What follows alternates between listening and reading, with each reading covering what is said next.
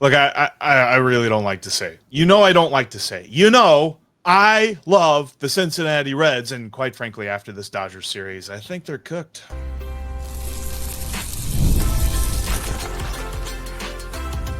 You are Locked On Reds, your daily Cincinnati Reds podcast, part of the Locked On Podcast Network, your team every day. Welcome into the Locked On Reds podcast. Locked On Reds is part of the Locked On Podcast Network. We are your team every day. My name's Stephen Offenbaker. His name's Jeff Carr. We are lifelong Cincinnati Reds fans. We are lifelong baseball fans. We have been talking about these Reds for a combined 14 seasons in podcasting form, and they never love us back, but we keep loving them anyway. We love talking about the Reds. We love talking about baseball. We love talking about those things with you. On today's show, a little bit later, we're going to talk about what comes next as the Reds come home from a disastrous road trip, a disastrous West Coast swing to face the St. Louis Cardinals. That's coming up in a little while. We're also going to dig into this Reds lineup once again because it simply needs help. Is there help? Can we find some help? Is it under a rock? Does somebody have some help locked in a closet somewhere? This lineup needs help. We're going to talk about that in just a few minutes because it leads us to where we're going to start today, Jeff. And it's a place I know you hate. It's a place that everybody's talking about right now. Is it time to say the Reds might be done, that they may have just lost their way into ending their hopes of competing for a wild card spot? We're going to get into all of that on today's episode that's brought to you by Game Time. Download the Game Time app, create an account, and use the code LOCKEDONMLB for $20 off your first purchase. All right, Jeff, I know you are Mr. Opportunity, Mr. Happy Sunshine and Rainbows, Mr. Optimism. All of these things apply to you. You look pretty beat down. I can tell you right now, I'm just absolutely disgusted at the way this team has played. Basically, since they took 2 of 3 from the Phillies. I guess that's the banner we get to hang up next year on opening day. Beat the Phillies in August. Woohoo. They had a prime opportunity to go. And look, I know it was the Dodgers, but if you hadn't had an accident in your pants against the Arizona Diamondbacks, the Dodgers thing would be a little bit more tolerable. If you hadn't blown the last game against the Angels that you should have won, the rest of it would be a little bit more tolerable. It has been a series of unfortunate events after another series of unfortunate events. And I don't want to make excuses for them. I don't want to try and find the silver lining. I don't want to try and find the rainbow at the end of all of this thing. I just want to call it what it is. They went out there and they stunk. They went out there and they did not deliver at a professional level. They did not deliver the way that we know they're capable of, and they squandered a huge opportunity, and they may have ruined the season. Yeah, look, I really hope that Bob and Phil kept the receipt on that banner about not being swept in 2025. I hope they can return that. No questions asked. I'm beside myself with what I just watched for 3 days. And the third day, the first 2 days, they do some silly things, and they lose the game against the Dodgers. The Dodgers are far too good for you to make mistakes, but when you make those mistakes, you give them the ball game. They did that in the first 2 games. The third game, they struck out 19 times. You can only make 27 outs in a game. They made 8 outs that weren't strikeouts. I can't get my mind around that. Noelvi Marte hit a home run, and then the offense stopped. There was lifeless at bat after lifeless at bat. He killed that rally, right? Isn't that what Barry said? Yeah, that's what it was. He killed the game. He hit a home run, which, by the way, the Reds are now 50-27 when they hit at least one home run in a ball game. But it feels like, as much as I want to cling to whatever little bit of hope there might be, every time I turn around, something else is pushing me away. Something else is pushing Reds country away from believing in this ball club. And I hate that, because there's some guys that are really likable on this ball club, Steve. But, and I'll ask the chat and I'll ask you, what's been your favorite moment this year? Like, what sticks out? Where's the point that we look back on and we say, boy, that was fun? there was some nice wins, but like, are there memories from this year? This year feels so disappointing. There's only one for me, really, that you mention it now. One memory, which is horrible, which is you and I making eye contact when Tito went to Ian Jabot on opening day. And the other one was that the sign? The other one also a loss, but when I was back and in the diamond seats for that 16-run 8th inning where they scored 8 in the top and then 8 in the bottom. That was fun. That's all I remember. All else I remember is that Ellie doesn't seem to need a day off, even though he needs a day off, and that Tito is kind of letting the That's the banner. That's the banner. 162 ball games. Yeah. Let's talk about Tito for a minute. I want to get into this. After the game yesterday, Tito made a point of letting the media know that he addressed the team. And I don't know if you still have that quote right in front of you, but if you have that quote, I would love to dissect it, because there's some good I take from it, and then some of the reaction you had when we read it. Yes, I think I'll give this the dramatic reading it deserves. I told our guys, we can choose to make the next 5 weeks like the best 5 baseball weeks of our life, but we are going to have to remember everything we've talked about since day one, learn from things that happen, and then move on. Hopefully get a little rest tomorrow and come back ready to go, because we got to get after it. Well, couple things. We want to make fun of this, and I might make fun of this, but this is exactly the thing we asked David Bell to do for like the last 3 years, was to at least try and talk to this team and point them in the right direction and dig them out of the funk. And David Bell never did that. At least Tito did it and then told us that he did. I'll accept that. Other little nugget in there is hopefully get some rest tomorrow. I hope that means he told nobody to come to the ballpark. You know, I know sometimes they come down and do their things. I think everybody needs to just go home today, not do anything baseball, and try and get a little bit of writing of this ship, because play a little college football 26. I was so hoping we were heading into this Cardinal series this weekend with some momentum and it meaning something, and going out there and beating them. And the wind is out of my sails. I need a day to recharge. I know the team needs a day to recharge. So I hope that's what that means. And, you know, this is the first time we've heard Terry really kind of harken back to his offseason hiring, spring training comments of, you know, we're going to do things the right way. We're going to do this. We're going to do that. Where he says there, you know, they need to learn and go back to the things we've been talking about all year long. So, you know, the next piece is, what's the accountability of that? Because you and I talked about this off air. When Noelvi Marte felt the need to bunt and did that himself, that wasn't called from the dugout, and then bunted into a double play.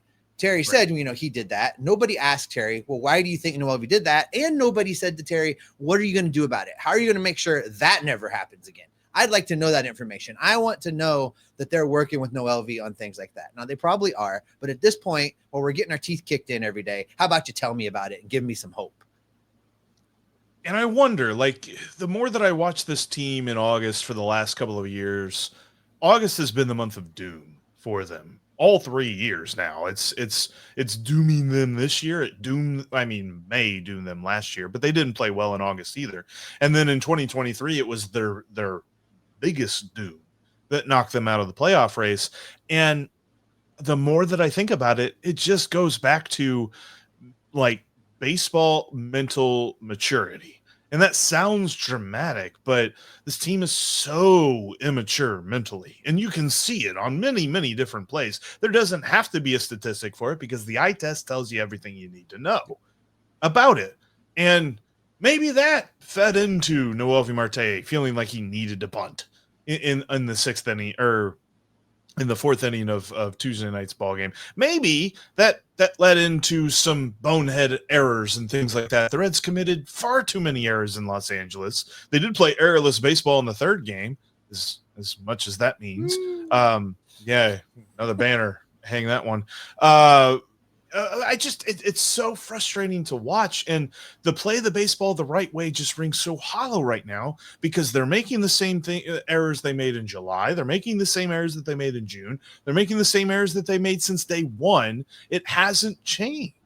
And I don't know if that is Tito or if that is just the indictment of this roster that we set up a little bit yesterday, and we'll probably be discussing quite a bit this offseason, that Nick Krall, Brad Metter, and the front office need to really get their hands into it because this season is not a success. I don't want to hear that at the end of this season that, well, they were above 500 and they were in a playoff race really late into the season. I don't want to hear any of that. They didn't make the playoffs. It's not a success. And so the thing that I wonder the most, Steve, is where has it all gone wrong? And it's clear that they really need to fix this lineup.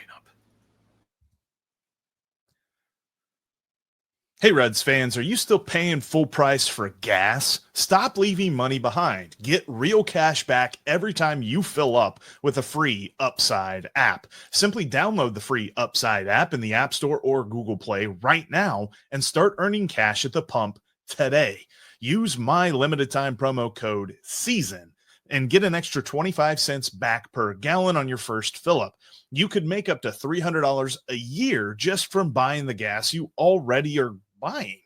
At first, I thought it was too good to be true, to be honest with you, but it's totally legit. Real people are getting paid just to make their daily commutes, and you can too. Plus, you can cash out anytime to your bank account, PayPal, or an e-gift card for Amazon and other brands. Don't let this offer drive on by. Download the free Upside app now and use my limited time promo code SEASON for a limited 25% per gallon bonus. That's promo code SESON. Offers vary by user and location. Go to upside.com for terms and conditions.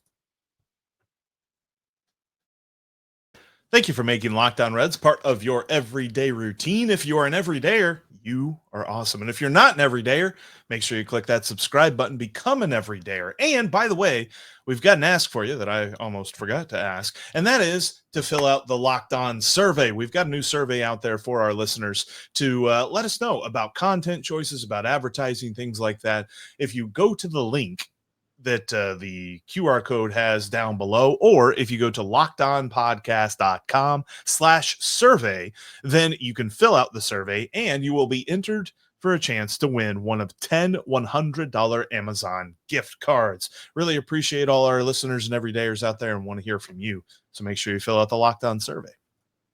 All right, Steve. So look, I think as much as I really don't want to say that they're cooked, we keep leaning into the fact that they're cooked. And it seems as though if it walks like a duck, it walks like a duck, quacks like a duck, it's probably a duck. So I think they're cooked. And where we go from here, how did we get to this spot? It just all comes from the lineup.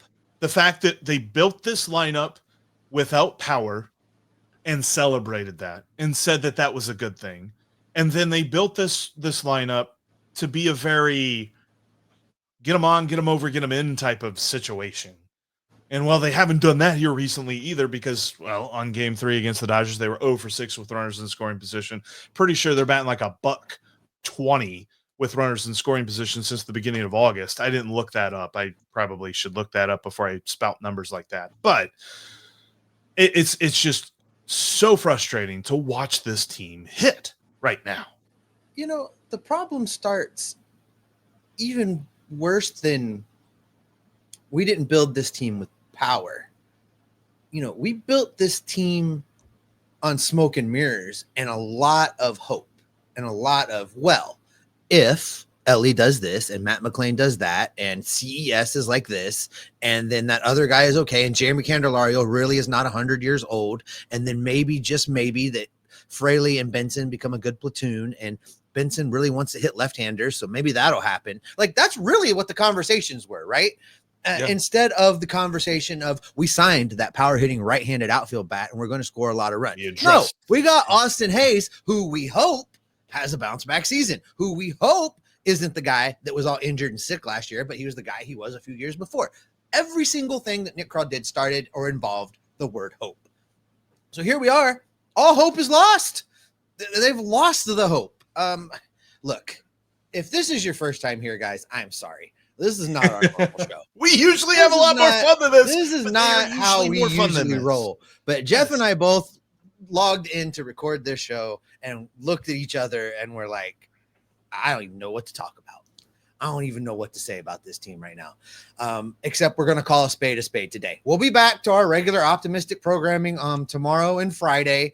And if they beat up on St. Louis, it will revive a little bit of our energy, and that's going to be great. But right now, for just this minute, we got our teeth kicked in by the Dodgers, and I'm feeling it a little bit, Jeff. Well, let's commiserate too. Like I would love to hear from folks in the comments section. Like, what are your thoughts right now? Because Lord knows the Locked On Reds Discord page, which by the way, we haven't talked about that in a long time. You should check out the Locked On Reds Discord page. Got a link down in the description of today's episode for that. But the Locked On Reds Discord page was going scorched earth, and not just on this season, but like on the future and in perpetuity. And I don't know that I'm there just yet, but I feel like Nick Krall's got to feel some heat. And now I know that there are plenty of people that are calling for Nick Krall's job right now. We have addressed that in the past, and I don't think that's changed. His bosses right now believe that he's doing exactly what he needs to be doing because he's fitting into the budget. And that's all that matters. Like a baby tonight. He is sleeping like a baby. He is not worried at all about his job. That's all that matters to them. And they have got to figure out that us as fans don't care if they're in the red or the black or whatever it is that they need to be in. We want to win. And you know what happens when you go to the playoffs? You get more money.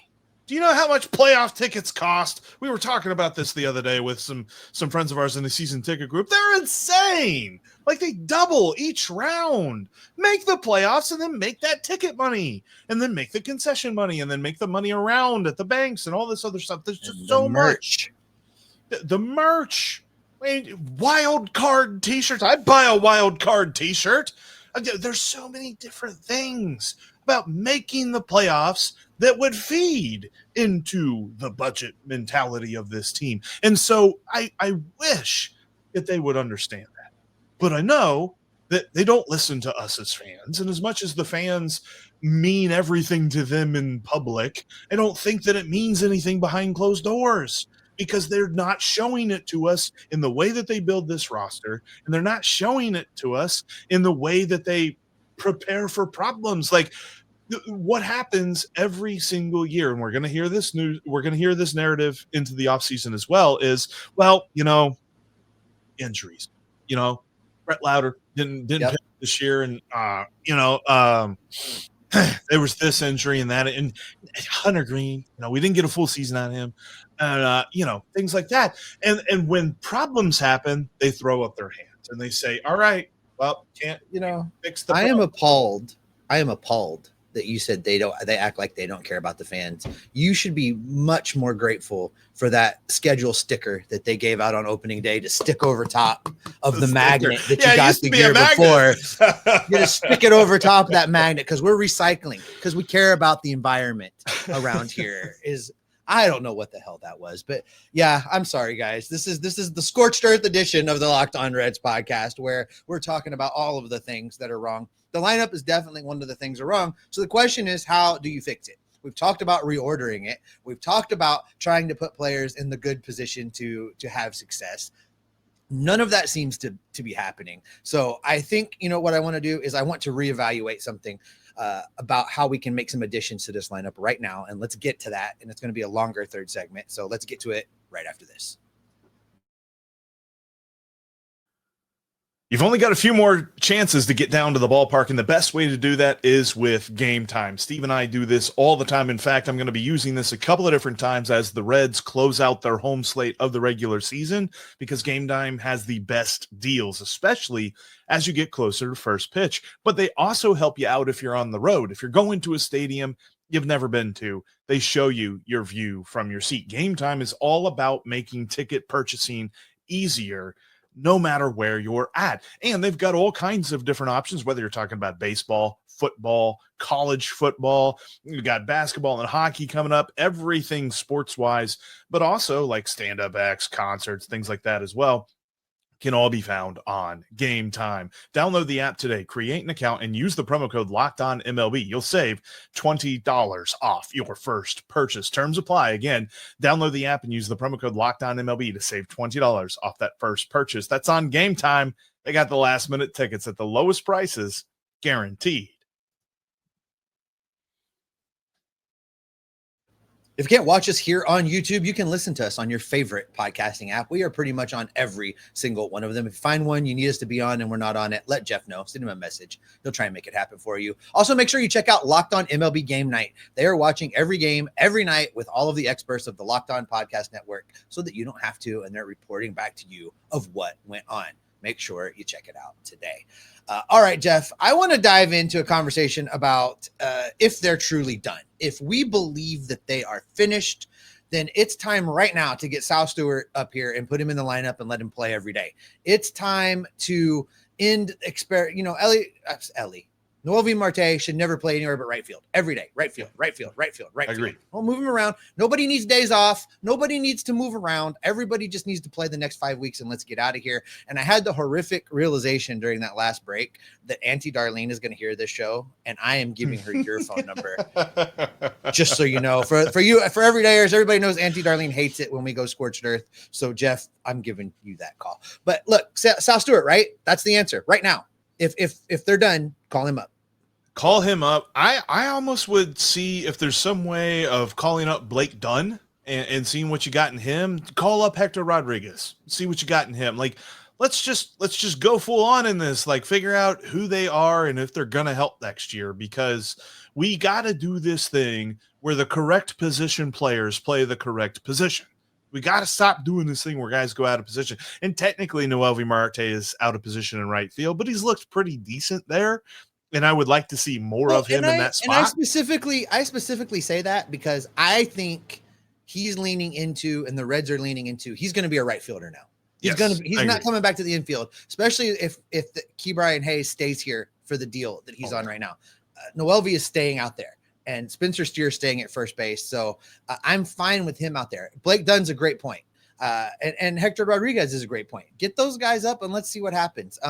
I think under the new call-up rules, you get a pitcher and a hitter, and the rest would have to be like injury moves or whatnot. But you can't tell me there's not somebody you can put on the IR with the IL with a case of inflated ERA or something. It's just, but to do that, you have to say you're done. And to do that signals to the fan base, signals to the public that you believe that you are done. So all of that being said, what is the likelihood of them doing that? I think they're going to try and ride this thing out as long as they're under 10 games back. As long as they're not mathematically eliminated, they're going to harp that we can still do this. We can still pull it off. Remember when the Cardinals did that thing 3 years ago? They're going to talk about things like that.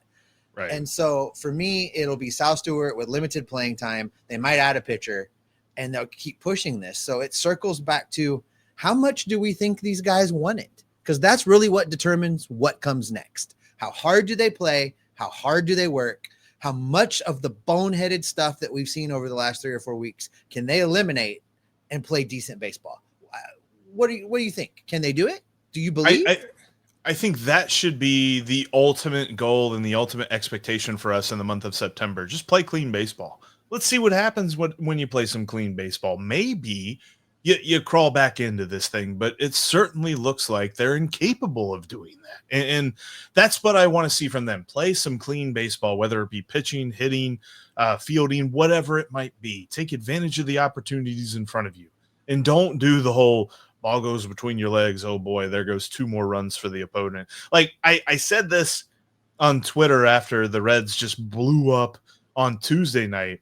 But the amount of times that something bad happens to them, and then immediately, right after that point, it all blows up in their face, it feels like it's a 100% rate at this point. The Reds don't get away with anything. So stop trying to get away with stuff and just play some clean baseball. You're right. I think that if any of that bit happens and they call somebody up and they give them a lot of playing time, it's going to be Sal Stewart.